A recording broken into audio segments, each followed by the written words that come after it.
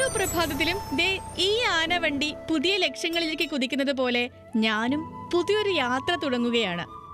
ഈ ആനവണ്ടിയിൽ ഇളം വെയിലേറ്റുള്ള യാത്ര, പുതിയ കാഴ്ചകൾ, പുതിയ അനുഭവങ്ങൾ. നമ്മൾ മലയാളികൾക്ക് ഈ യാത്ര വെറുമൊരു സഞ്ചാരമല്ല, അതൊരു വികാരമാണ്.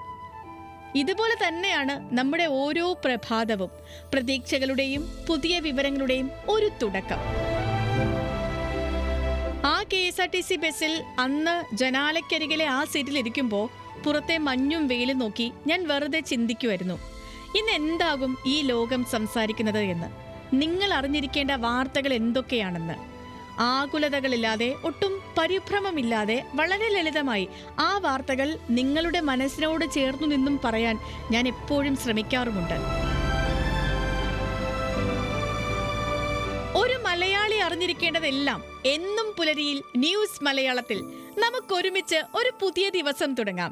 ഹെല്ലോ മലയാളം, ന്യൂസ് മലയാളത്തിൽ.